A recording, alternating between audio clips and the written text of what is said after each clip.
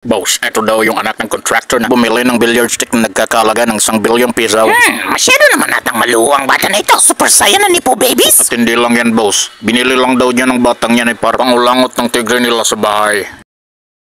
Abay, hindi na naiyak. Paniguradong sobra-sobrang nakamkam nilang pera, kaya ganon-ganon na lang gastusin ang kwarta. At hindi lang yan, boss. Binili na rin nila ang mas para pag nagkabilyat, doon na rin sila lilipat. At kamakailan lang ay binayaran nila si Freezer para hanapin ang mga Dragon Balls. Pero sa kabutihang palad ay nahanap ni Maka-High Blood ang isang Dragon Balls. Nagtulungan kami ni Baby Giant para mahanap ang isa sa mga Dragon Balls. Ito ang may 6 na stars. Ito ay pang-6 sa 7 Dragon Balls. At ano naman ang mayroon sa Dragon Balls na yan? Isa po itong wishing ball na kapag pinalabas mo ang dragon ay pwede kang humiling ng kahit anong gusto mo o naisin.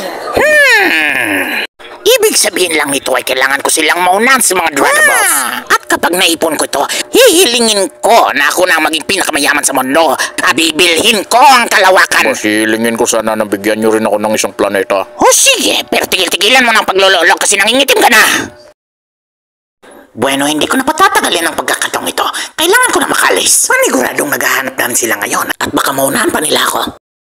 Matibay bang pagkakagawa nito? Parang naalala ko na, isa ito sa mga building na pinagkontrata ko sa kanila. Totoo po yan, boss. At ito po yung building na nagkakalaga ng 100 milyon. Mga kupal talaga. Tuwew! Pluk! Pluk! Kluk!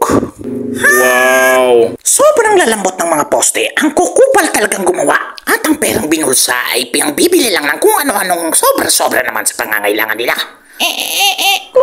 Bilhin ko muna ang lahat sa inyo. Iiwanan ko muna kayo. At kapag nagkita tayo, sisiguradong ko papalamon ko sa inyo itong posteng ginawa nyo.